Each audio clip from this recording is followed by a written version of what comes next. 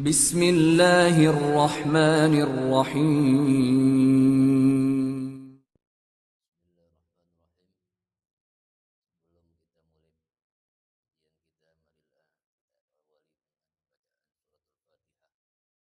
Assalamualaikum warahmatullahi wabarakatuh. Alhamdulillah wassalatu wassalamu ala Rasulillah wa ala alihi wa sahbihi wa la ba'du. Al-mukarramun jamaah subuh Masjid Baitus Salam yang pada pagi hari ini mudah-mudahan kita semua senantiasa dirahmati dan disayangi Allah Subhanahu wa taala. Pagi ini insyaallah kita akan mencoba membahas materi tentang at-taharah ya. Ini kita murajaah ya, atau merefresh kembali apa yang dulu sudah kita pelajari. Di dalam kajian fikih itu artinya pemahaman ya. Maka nanti akan ada banyak pemahaman dari para ulama. Fikih itu artinya kita mencoba memahami ajaran-ajaran agama kita dengan dalil-dalil yang terperinci ya. Utamanya fikih itu dalam praktek ibadah ya. Dalam praktek harian kita, ibadah kita setiap hari kepada Allah Subhanahu wa taala. Hampir semua ulama ahli fikih itu memulai kajian fikihnya dengan babut taharah ya. Babut taharah. Karena memang setiap ibadah kita itu diawali dengan taharah. Jadi sholat kita itu kita dahului dengan taharah. Maka taharah ini menjadi kajian utama ya. Menjadi kajian yang pertama yang perlu kita fahami sebelum kita beribadah kepada Allah Subhanahu wa taala. Taharah itu artinya bersuci ya. Bersuci. Taharah itu ada dua ya. Ada taharah minal hadas, ada taharah minan najas. Bersuci dari hadas dan bersuci dari najis. Bab taharah ini berangkat dari ayat Al-Quran dan juga hadis-hadis Nabi yang sangat banyak ya. Di antaranya dalam surat Al-Baqarah ayat 222 Allah menyatakan innallaha yuhibbut tawwabina wa yuhibbul mutatahhirin. Ini komentar Allah ketika ada yang bertanya tentang istri yang sedang haid, istri yang sedang datang bulan, itu bolehkah digauli oleh suaminya? Wa yas'alunaka 'anil mahyid qul huwa adza. Lalu Allah memerintahkan Rasulullah untuk menyatakan bahwa yang sedang datang bulan itu adalah yang keluar dari perempuan yang sedang datang bulan itu adalah adza, sesuatu kotoran, maka fa'tazilun nisa, tidak boleh digauli. Ini juga tentang taharah ya. Maka kemudian Allah menyatakan innallaha yuhibbut tawwabin wa yuhibbul mutatahhirin. Sungguh Allah mencintai hamba-hambanya yang gemar bertaubat.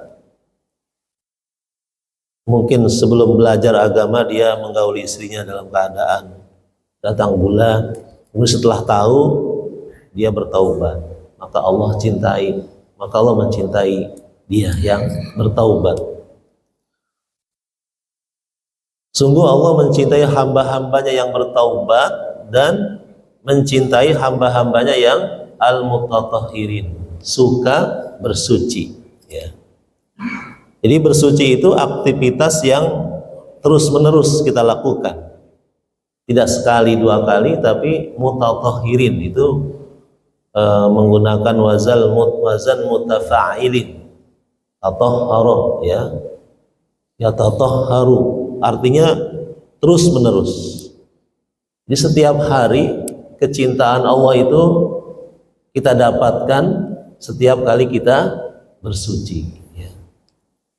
Jadi hamba-hambanya yang gemar bersuci ini mendapatkan kecintaan dari Allah Subhanahu wa taala.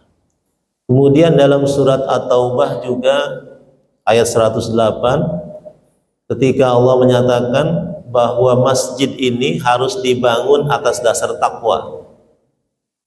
La masjidun ussisa 'alat taqwa. Harus dibangun atas dasar takwa. Bukan karena yang membangun itu ingin popularitas, ingin dipuji dan sebagainya, atau berasal dari dana yang haram, ya.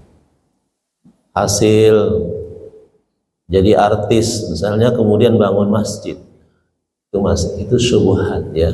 Itu masjid yang tidak ussisa 'ala taqwa. La masjidun ussisa 'ala taqwa. Harus masjid itu dibangun berdasarkan takwa, dari harta yang halal, harta yang bersih, ya.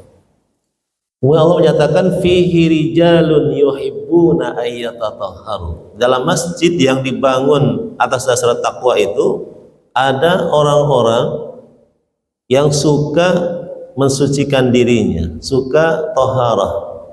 Fihi rijalun yuhibbuna ayyatatahharu wallahu yuhibbul mutahhirin. Allah mencintai orang-orang yang suka bersuci. Jadi Allah memuji hamba-hambanya yang memakmurkan masjid, yang gemar ke masjid, yang suka bersuci. Itu mendapatkan kecintaan, mahabbah dari Allah SWT. Ayat ini turun, Rasulullah memastikan ayat ini turun kepada sebagian sahabat Rasulullah yang gemar bersuci. Lalu Allah bertanya kepada mereka, apa yang kalian lakukan saat kalian bersuci? Kemudian mereka mengatakan, sebagian sahabat yang dipuji oleh Rasulullah ini, kami saat bersih dari buang hajat, ya, kami tidak hanya cukup dengan air, tapi juga kami melakukannya dengan batu, ya. Jadi batu dulu kemudian baru air. Nah, itu namanya istinja, ya, istinja. Ada bab istinja dalam toharoh. Jadi membersihkan tempat keluarnya najis dari tubuh kita dengan batu. Itu sahabat-sahabat yang melakukannya dipuji oleh Allah sampai turun ayat ini, ayat 108, ya. Kalau sekarang kita udah jarang, ya, istinja dengan batu, ya, kecuali lagi di hutan atau di mana gitu, ya. Jadi istinja dengan batu itu, orang yang istinja dengan batu itu dipuji oleh Allah. Sebagai fihi rijalun yuhibbuna ayyatatahharu. Itu asbabun nuzul yang melatar belakangi turun ayat ini. Jadi bab toharo ini memang berdasarkan Al-Quran, ya. Juga dalam hadis Nabi, ya, banyak. Di antaranya Rasulullah SAW melewati dua kuburan. Jadi beliau sedang berjalan bersama para sahabatnya, kemudian melewati dua kuburan.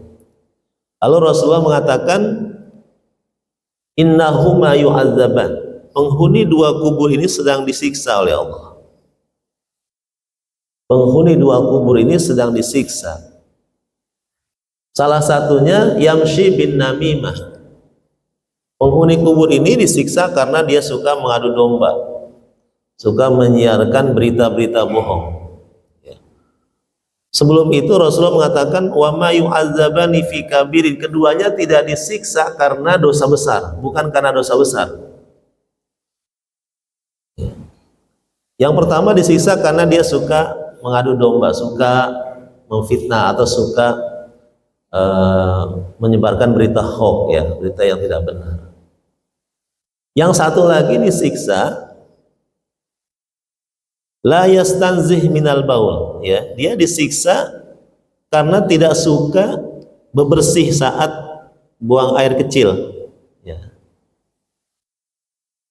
Jadi buang air kecil sembarangan gitu ya, kemudian langsung dia apa? Langsung dia pakai celananya. La yastanzih minal baul, orang ini disiksa gara-gara itu. Tidak cebok atau tidak membersihkan kemaluannya setelah buang air kecil. Banyak nggak yang kayak gini? Banyak nggak? Ya. Buang air kecil juga orang sembarangan, ya.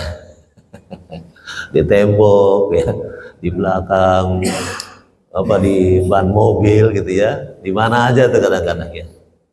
La yastanzih minal baul, orang yang tidak membersih karena buang air kecil ini akan disiksa di awal. Maka usahakan kita ya bawa aqua gitu atau apa ya, aqua. Kalau nggak ada aqua apa, daun gitu ya, atau tisu ya.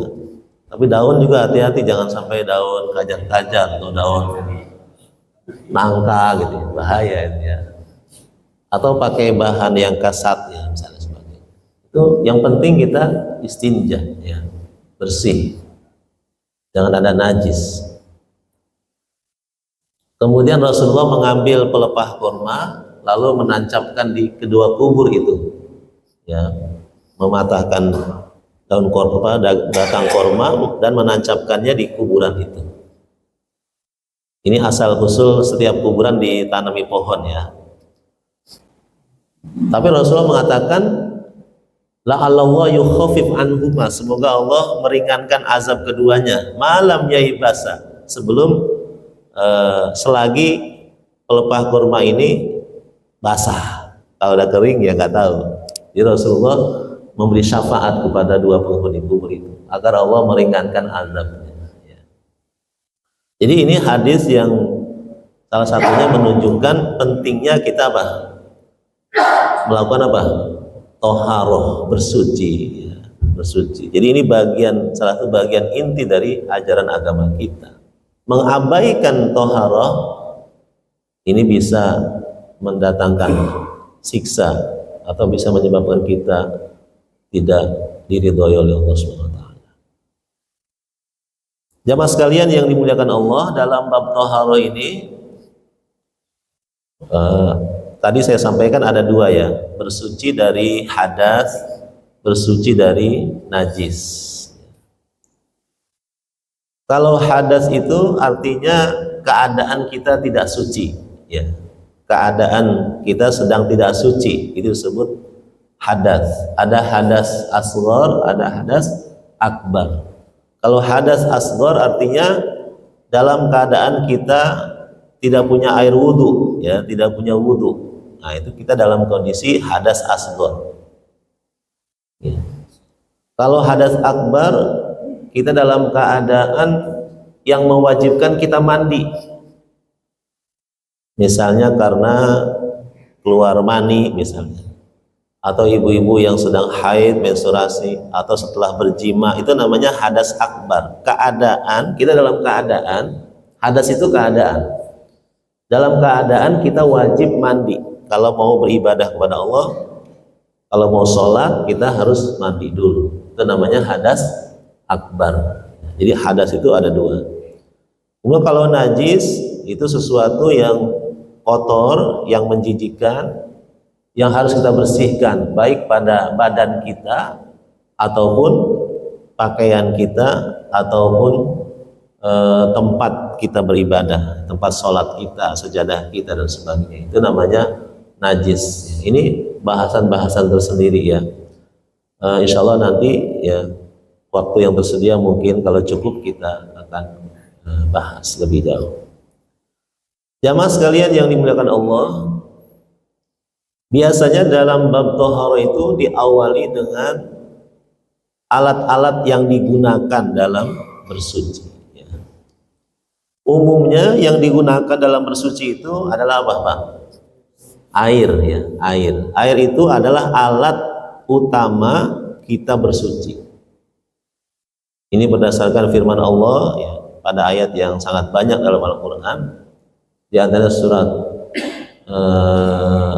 Al-Anfal ya, wa yunazzilu alaikum minas sama'i ma'al liyutahhirakum bih. Dan kami turunkan untukmu air hujan liyutahhirakum bihi, agar dengan air itu kalian bisa bersuci. Jadi air hujan, air yang turun dari langit itu Allah pastikan sebagai air yang dapat mensucikan kita. Nah, kalau kita bersuci menggunakan air hujan itu sudah memang berdasarkan perintah dari Allah. Lalu para ulama memerinci itu ya, macam-macam air. Ada yang disebut dengan air tohirun mutahhir, air yang suci dan mensucikan. Seperti air hujan ini. Ini air yang suci dan mensucikan. Atau istilah lain para ulama mengatakannya air tohirun mutahhir ini sebagai air mutlak. Air mutlak. Artinya air yang tidak ada namanya. Dia air mutlak saja. Seperti air hujan, kemudian air sumur, kemudian air mata air, kemudian air laut, kemudian air embun, air apa lagi? Air salju ya, air mata air, itu semua adalah air tohirun mutahhir atau disebut air mutlak ya. Air yang suci dan mensucikan. Suci ya, airnya suci. Kalau kena pakaian kita atau kena badan kita itu suci, nggak apa-apa, bukan suatu yang najis, dia suci. Dan mensucikan, artinya dapat kita gunakan untuk kita berwudu, dapat kita gunakan untuk kita mandi, dapat kita gunakan untuk apa? Cebok dan sebagainya. Itu namanya air suci dan mensucikan. Itu disebut air mutlak ya, seperti air hujan atau air embun ya. Air embun itu disebutkan, air salju disebutkan dalam doa iftitah ya. Allahumma ba'id baini wa baina khotoya kama ba'adta bainal masyriqi wal maghrib, terus wa naqqini min khotoya kama yanaqqa thawbul abyadu min ad-danasi, terus waghsilni bil ma'i wath thalji wal baradi ya. Itu juga doa yang kita baca untuk saat jenazah ya. Jadi bersihkanlah aku ya dengan air, dengan salju, dengan barad, dengan embun dan sebagainya. Ini disebutkan dalam hadis. Itu menunjukkan bahwa ini adalah jenis air yang suci dan mensucikan. Air sungai itu termasuk juga suci mensucikan ya. Ini disebut air mutlak. Ada air musta'mal disebutnya. Air musta'mal itu air suci yang bekas dipakai. Air suci yang bekas dipakai, misalnya dipakai mandi, dipakai wudu oleh kita, itu namanya air musta'mal. Boleh nggak air bekas wudu kita pakai lagi? Ya, boleh nggak? Ya. Nah, ini menjadi bahasan fikih. Musta'mal itu artinya sudah dipakai. Jadi kalau sudah dipakai, pendapat umumnya para ulama, maka tidak lagi dapat dipakai untuk bersuci, tidak bisa dipakai untuk berwudu. Ya relakan saja ya, air itu pergi masuk ke dalam bumi ya, relakan. Ambil air yang baru ya. Di daerah kita mungkin di negeri kita air itu nggak ada problem ya. Air itu ya cur-car-cor ya, di mana-mana ada banyak. Tapi di negara-negara Arab atau di negara-negara gurun, air itu sesuatu yang amat sangat berharga. Maka bagi mereka air musta'mal itu dapat digunakan kembali. Ya, ada fikih pemahaman yang mengatakan musta'mal itu bisa diganti, bisa dipakai lagi. Gitu ya. Jadi air bekas wudu kemudian ditadangin, dipakai lagi untuk berwudu yang ke sekian kalinya, itu boleh. Memang di daerah-daerah yang air itu serba terbatas gitu ya, serba sulit. Tetapi daerah kita air mustakmal itu air yang mungkin bagi kita tidak terlalu sulit ya. Maka untuk menghindari keraguan, maka kita mengikuti pendapat mayoritas yang menyatakan air mustakmal itu tidak lagi bisa kita pakai untuk bersuci. Kemudian ada air yang tohir goir mutahhir, air suci tapi tidak dapat mensucikan.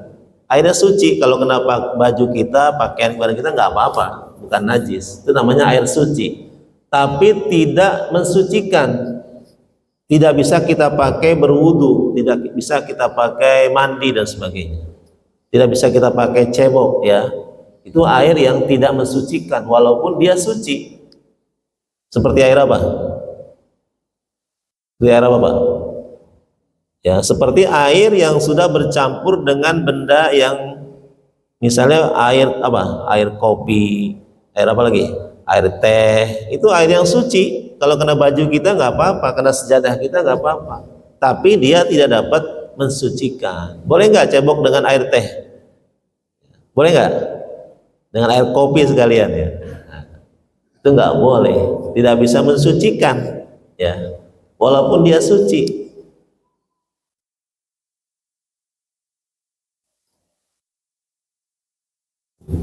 Atau memang dari pepohonan, dari buah-buahan yang mengandung air, misalnya air kelapa, itu air yang suci tapi tidak dapat mensucikan. Tidak bisa kita pakai berwudu ya, air kelapa, karena dia air tohirun ghairu mutahhir. Kemudian ada air yang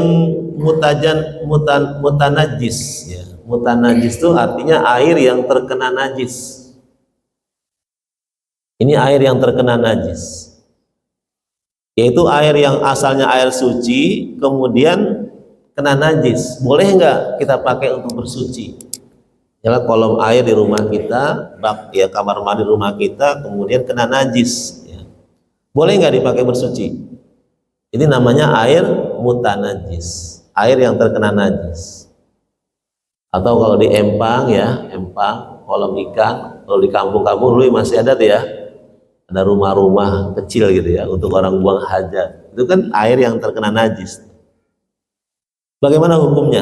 Nah, ini terperinci ya dalam hal ini. Kalau air itu banyak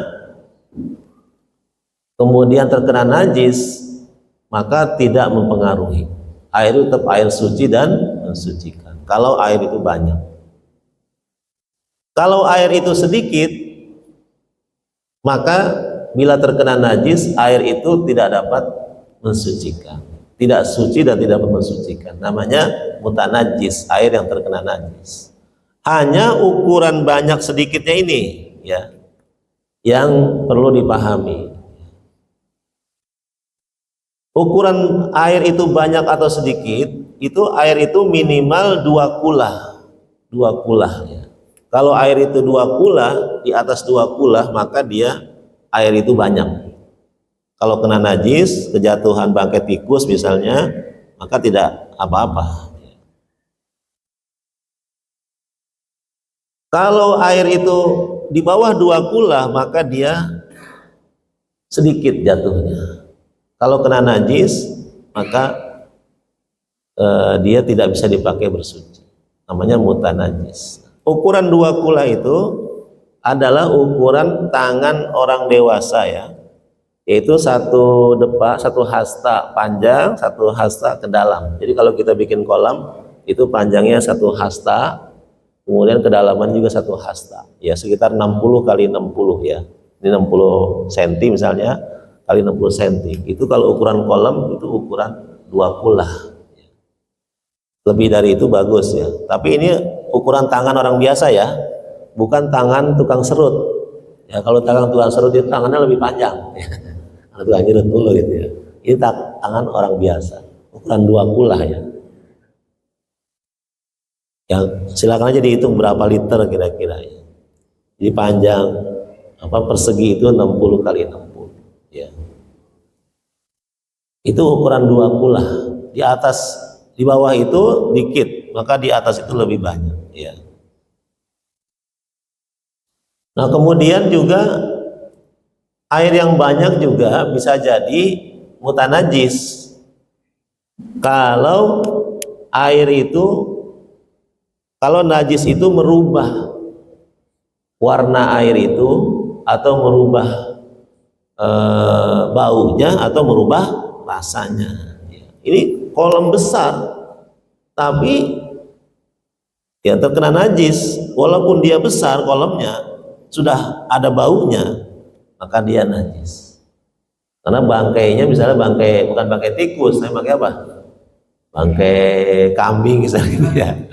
Atau ada ayam misalnya yang besar gitu ya. Itu membuat kolam yang besar itu, yang banyak itu airnya yang lebih dari 2 kula sudah berubah ya, baunya atau warnanya atau rasanya ya. Agak enak nih rasanya gitu. Kita cobain. Maka itu menjadi apa? Menjadi mutanajis. Tidak boleh kita pakai bersuci. Hanya ketika ada air ya, misalnya kita masuk masjid, tiba-tiba kita lihat ada genangan air, itu kita yakin bahwa ini air suci, ini tidak najis. Tidak perlu kita mencari tahu ini air apa ya kira-kira. Tidak perlu kita cium-cium gitu ya. Ya ini mungkin ini yakin saja bahwa ini air apa? Air suci ya. Tidak perlu kita bersihkan ya. Kita pel dan sebagainya, tidak perlu. Kita lap saja, kita buang airnya, ya sudah. Ini namanya yakin air suci ya. Kecuali kita tahu tadi ada bocah kecil main di situ ya, nggak pakai pampers sebagainya.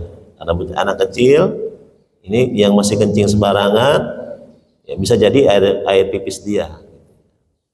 Kalau memang ada indikator, ada korinah gitu ya. Tapi kalau tidak yakin, maka itu adalah air suci. Ketika kita keluar rumah, kemudian tiba-tiba kita kejatuhan air ya, mau sholat nih, keluar rumah, tiba-tiba ada air yang menetes di kepala kita atau di muka kita. Kita tidak perlu melihat ke atas ya. Tidak perlu melihat siapa sih itu ya, misalnya ya, atau air apa sih, tidak perlu. Kita masuk saja, jalan saja, yakin bahwa itu air apa? Air suci.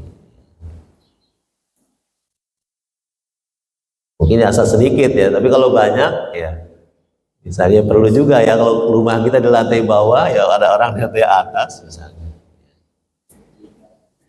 Ini agar kita memastikan ya bahwa soal air itu adalah terkait dengan keyakinan kita.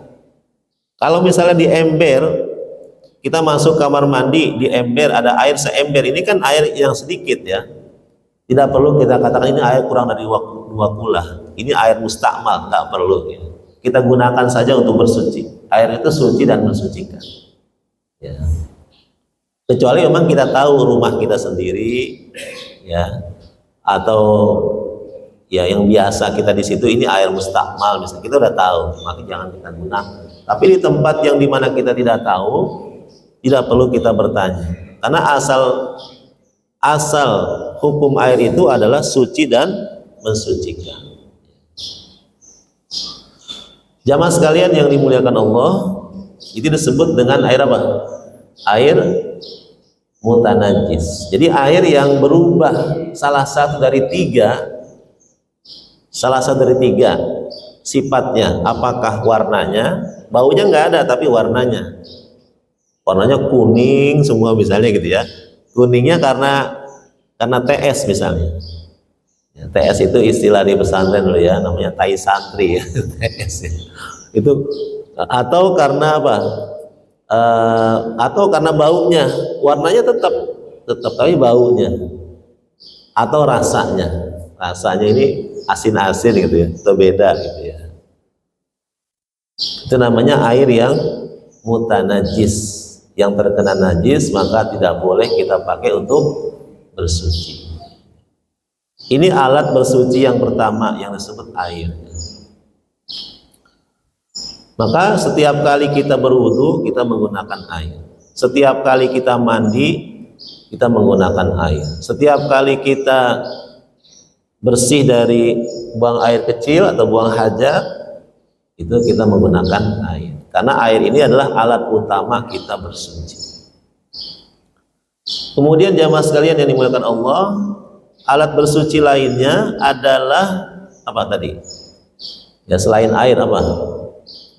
Ya batu, ya batu. Batu ini dapat mensucikan kita dari najis atau benda-benda kasar, ya.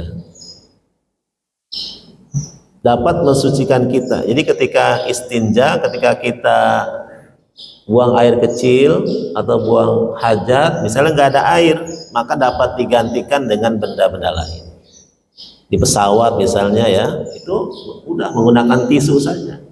Di kereta menggunakan tisu saja. Atau benda-benda yang memang disiapkan untuk kita bersih dari najis yang ada di tubuh kita. Yang paling baik itu menggunakan batu. Hanya batu itu ya minimal 3 batu, ya 3 batu. Kalau 1 batu, maka posisi batunya harus berganti-ganti. Ya bagian pertama mungkin bagian bawah, kemudian bagian sampingnya, kirinya, kemudian yang ketiga bagian sampingnya satu lagi. Gitu ya. Ada sudut-sudutnya. Jangan diulang-ulang di satu sudut yang sama. Itu tidak cukup. Ini minimal istinja itu dengan 3 batu, ya. Dan batunya pun batu yang agak kasar, bukan batu yang licin, ya. Batu yang agak kasar. Itu lebih menjamin kesucian kita. Tidak boleh menggunakan tulang, tidak boleh.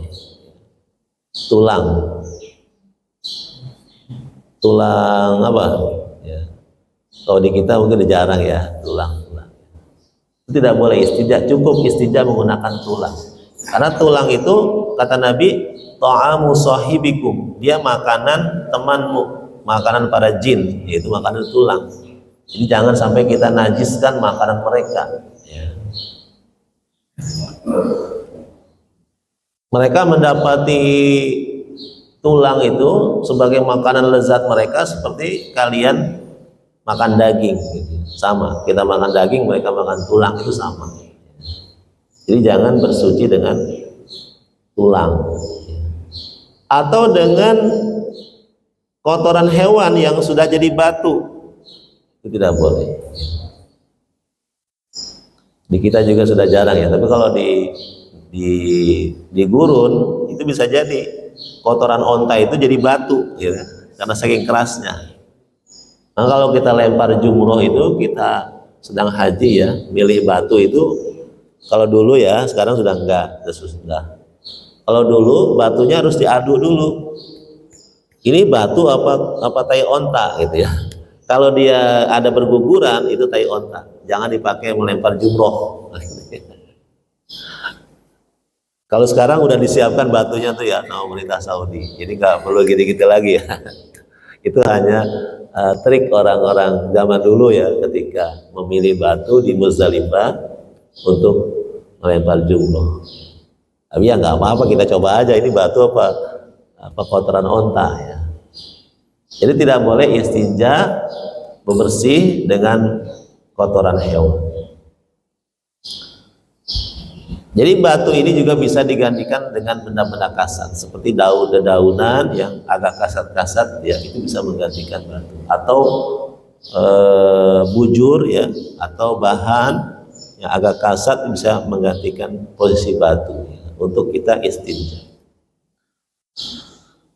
Kemudian alat bersuci lainnya adalah tanah ya, tanah ini salah satu alat bersuci.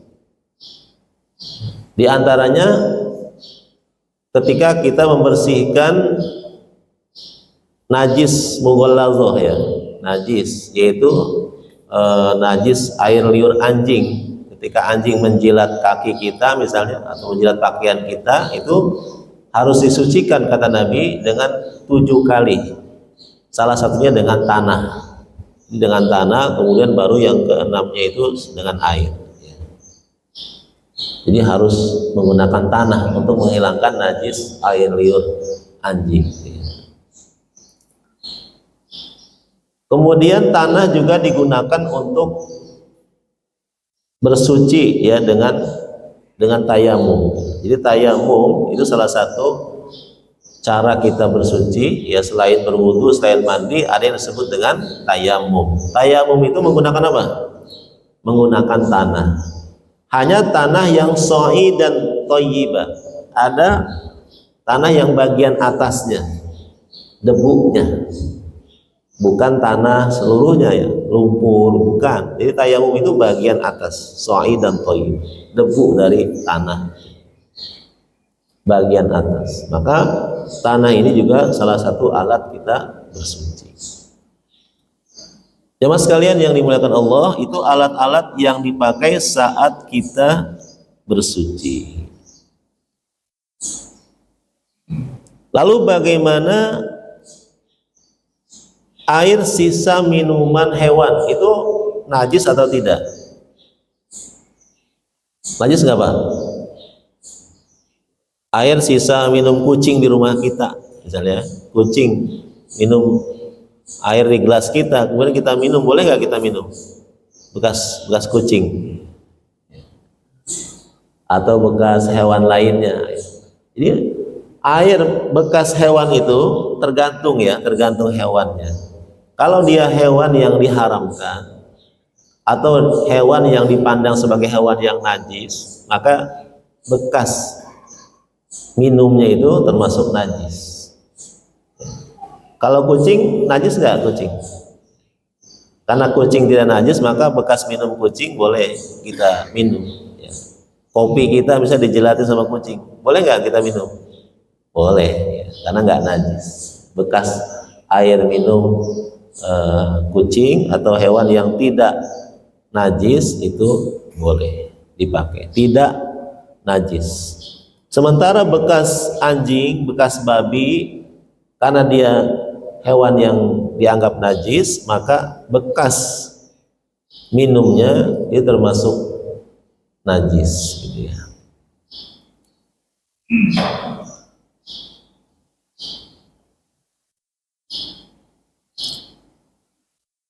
Kalau bekas minuman manusia, najis nggak Pak? Bekas minuman, walaupun dia itu orang kafir, tetap ya itu tidak najis. Bekas air minum Netanyahu misalnya, itu nggak najis, ya. Boleh kita minum, ya. Silakan. Jadi bekas air minum orang itu tidak najis, ya. Walaupun itu orang kafir. Tapi kita pastikan dia tidak sedang minum khamar, ya. Kalau dia habis minum khamar, ya itu sudah terkontaminasi, ya. Udah, atau dia habis makan babi sebagainya, ya. Jadi pada umumnya bekas air minum manusia itu adalah suci dan juga mensucikan, suci dan mensuci. Nah, ada macam-macam najis, ya. Para ulama membagi najis itu menjadi 3. Ada yang disebut dengan najis mukhaffafah, ya. Najis mukhaffafah itu najis yang ringan, ya. Najis ringan itu adalah najis bayi laki-laki yang belum berumur lewat dari 2 tahun, ya. Dan belum makan apa-apa, gitu ya. Hanya ASI saja, hanya ASI, ya. Jadi air kencing bayi laki-laki yang belum usianya belum lewat dari 2 tahun, kemudian dia hanya mengkonsumsi ASI, itu termasuk najis mukhaffafah. Jadi cara menghilangkan najis mukhaffafah itu tidak perlu dicuci, ya, tidak perlu dicuci sampai hilang baunya, hilang warnanya, hilang rasanya. Dia cukup dipercikan dengan air saja, ya, dikepretkan air.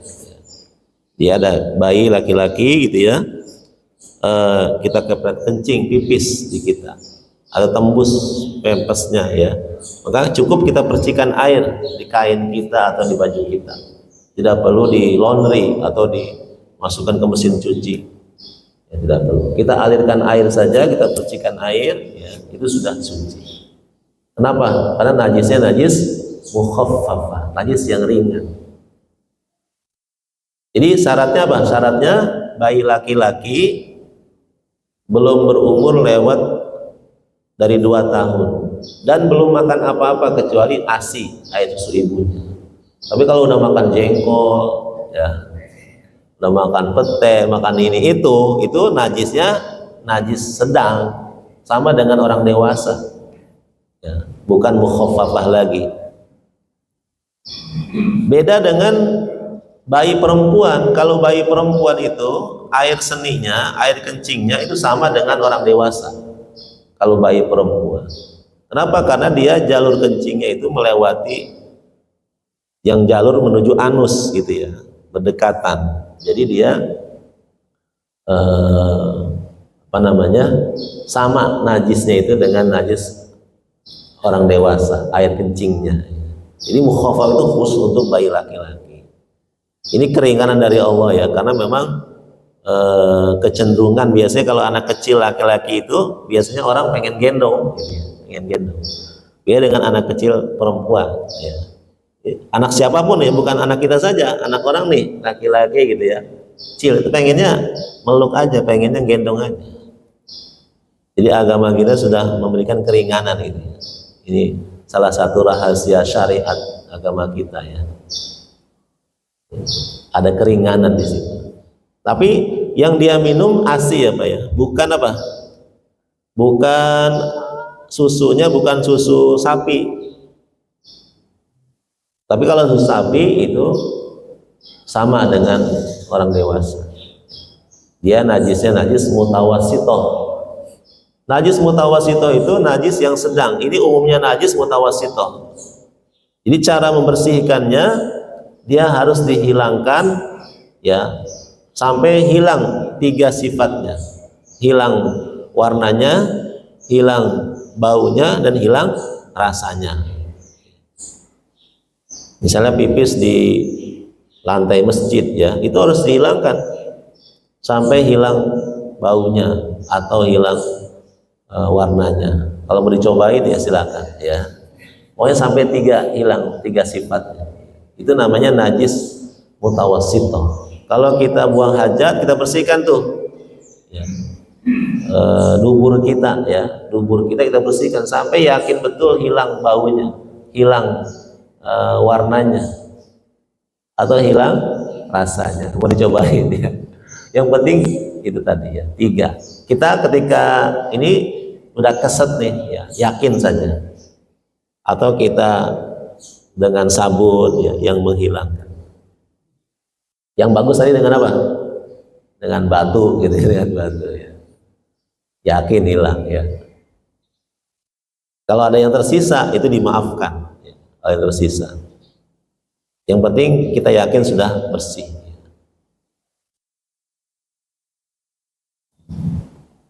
Begitu juga darah ya, ini darah termasuk najis ya, tidak hanya air seni, itu juga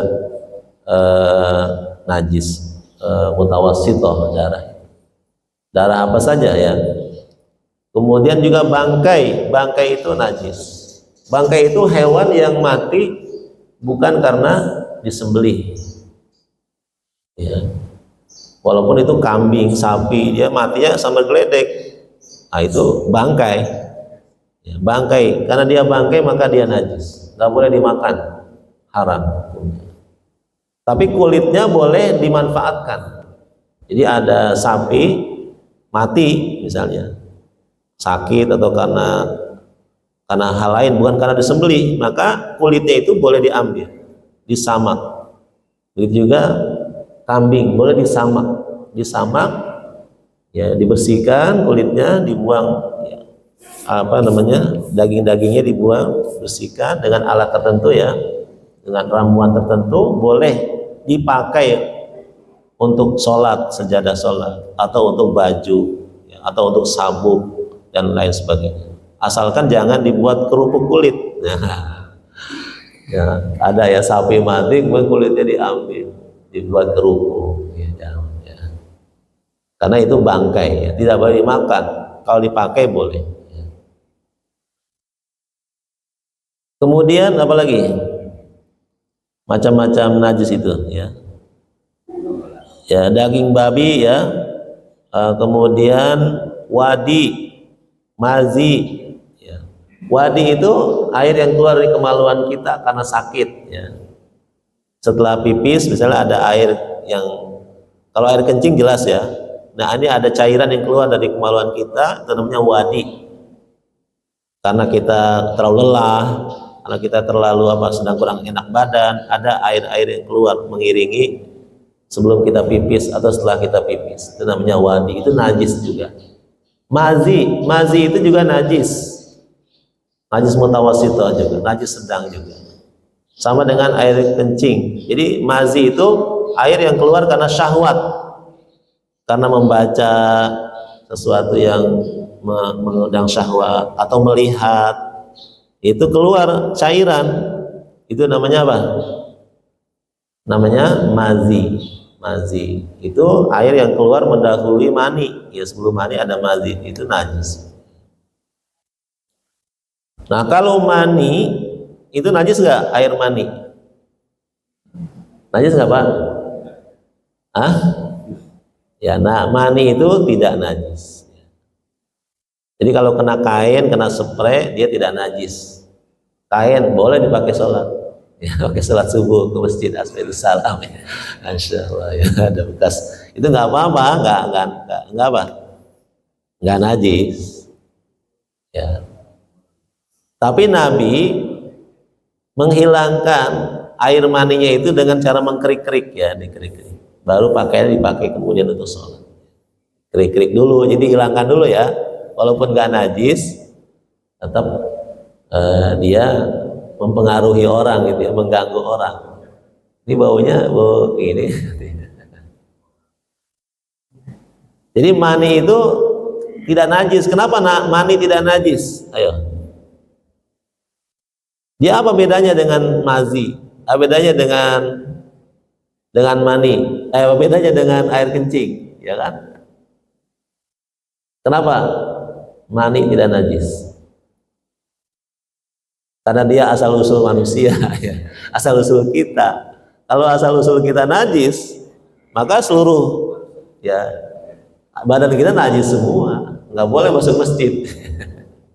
Kalau mani itu najis, maka disepakati oleh para ulama, mayoritas para ulama menyatakan mani itu berdasarkan hadis Nabi juga tidak najis.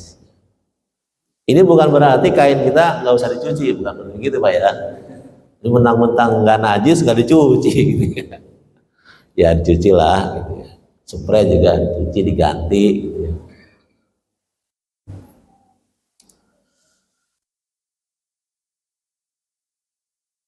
Nah berkait dengan khomer itu najis nggak khomer itu? Ya, ini terdapat perbedaan pendapat dari kalangan ulama ya. Apakah khamr itu najis atau tidak? Berdasarkan surat Al-Maidah, innamal khamr wal maisir wal ansabu rijsun min amali syaitan. Di khamr itu rijs. Rijs itu najis atau bukan? Jadi dia najisnya najis maknawi, bukan najis zati.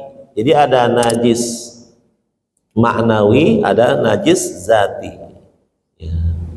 Kalau zati itu ya kayak memang zatnya najis, kayak air kencing, itu kan najis. Namanya zatnya. Kalau maknawi itu maknanya.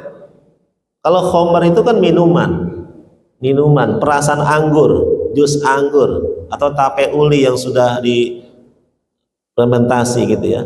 Itu kan benda-benda suci asalnya. Perasan anggur itu suci. Kemudian ketika menjadi khamr, nah dia najisnya najis hukmi, bukan najis zati. Dalam surat At-Taubah, orang-orang kafir itu dilarang masuk masjid, dilarang masuk Masjidil Haram. Kenapa sebabnya?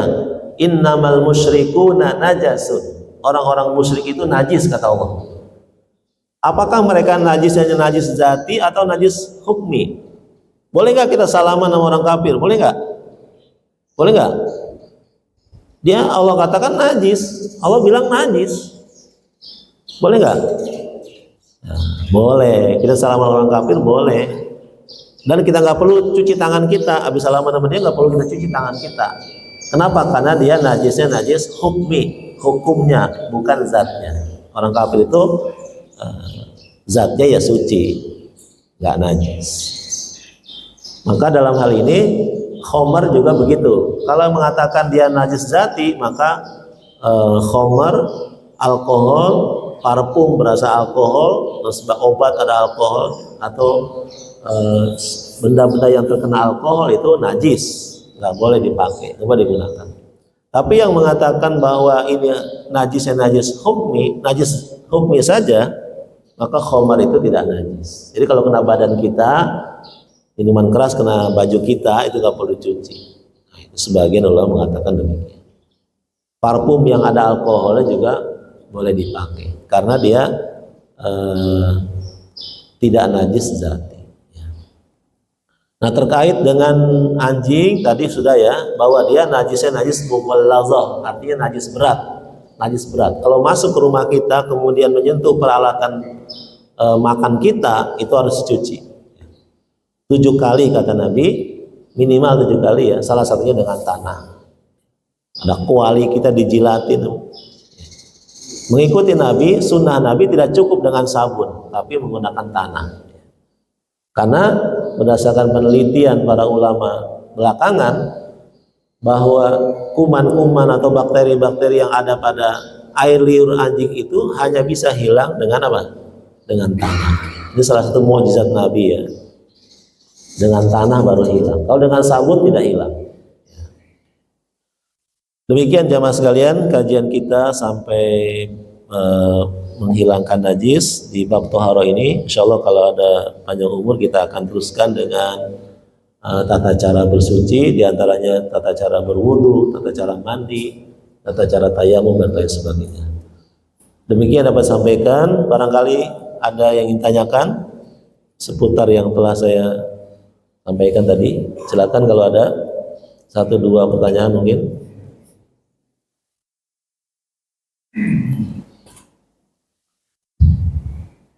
Assalamualaikum warahmatullahi wabarakatuh. Waalaikumsalam warahmatullahi wabarakatuh. Banyak Ustaz, kalau air yang sudah dimasak itu bisa nggak dipakai buat wudhu? Misalnya kan ada misalnya air sudah dimasak dicampur dengan air yang di ember kan untuk wudhu. Yang pertama. Yang kedua, misalkan saya pernah melihat dalam satu rombongan dari dulu, ya, ini kan ada waktunya sholat di perjalanan, ya. Ini ada aqua 1,10 liter, tapi dia memilih saya mobil, ya, bukan dia turun duduk pakai air, tapi dia memilih duduk pakai tayang. Tapi tayamumnya itu kan kalau di mobil kan berarti kan di dashboard ya. Dan di depan saya dashboard itu kan setahu saya sopir itu kan berani dia ngelapin dashboard, ngelapin ya pokoknya ya itu kota tadi. Tapi dia tetap dia pakai mobil saya pakai tayamum aja, pakai berwudu. Kira-kira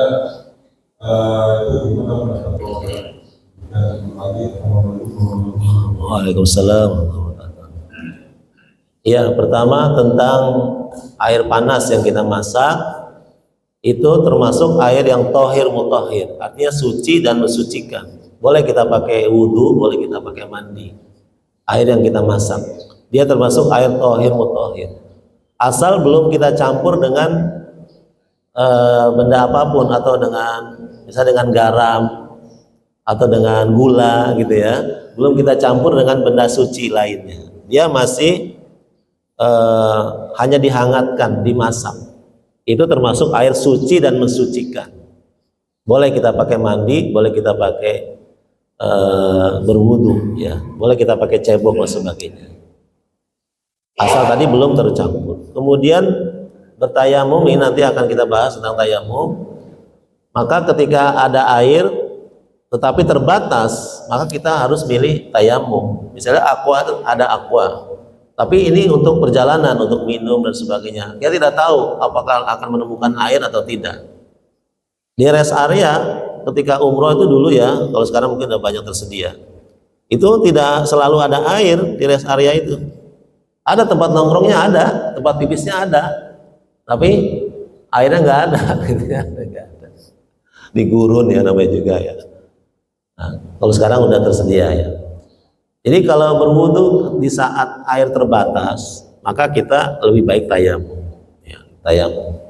Di pesawat juga kalau menggunakan air berlebihan itu bisa mengganggu penerbangan ya. Maka kita wudu dengan terbatas saja.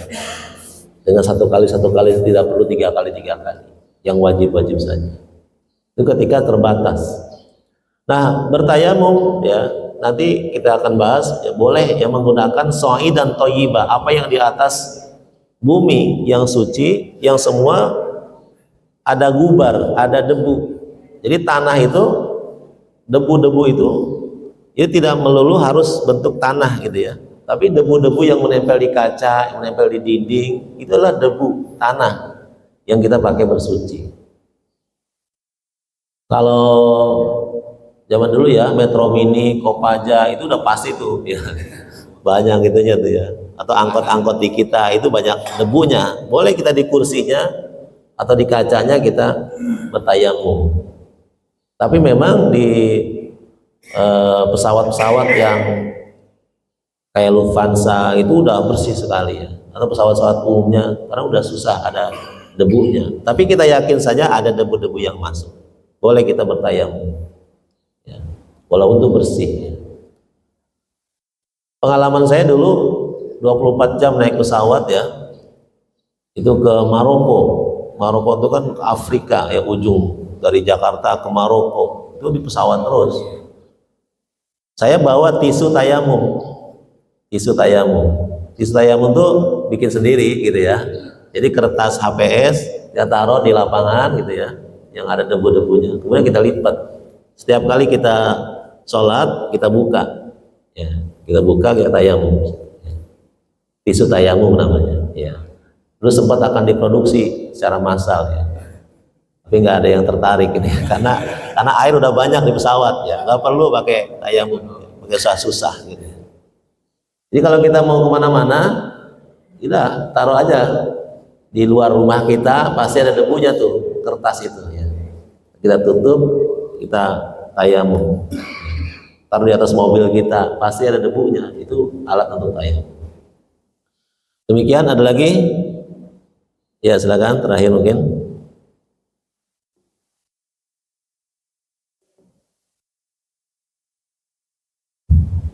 Assalamualaikum warahmatullahi wabarakatuh. Waalaikumsalam ya.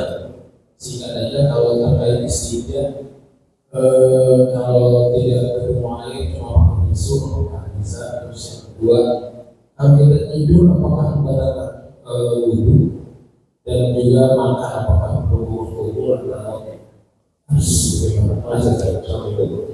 Waalaikumsalam ya. Ini pertanyaan terakhir tadi mendahului ya, belum kita bahas ya tentang batalkan wudhu. Ini nggak apa-apa. Yang pertama tentang pengganti batu ya, itu bisa dengan tisu tadi. Asalkan tisunya bukan tisu basah, tisu yang apa? Tisu yang kering. Kalau tisu basah tidak bisa menggantikan batu. Jadi cebok menggunakan tisu yang kering. Boleh kita awal dengan tisu basah, lalu kita akhiri dengan tisu kering. Ya. Itu dapat menggantikan batu. Istinja dengan tisu itu boleh. Kita sudah modern ya, batu juga udah mahal sekarang gitu ya. Lebih mahal batu daripada tisu.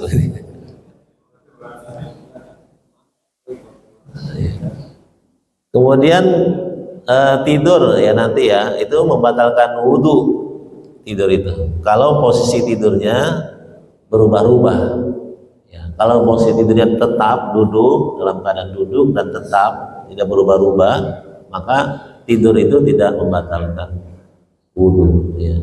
Begitu juga makan dan minum tidak membatalkan wudhu. Walaupun ada hadis nanti orang yang makan daging onta itu harus berwudhu Ini sebagian ulama bukan karena batal wudunya, tapi karena onta itu baunya, ya baunya.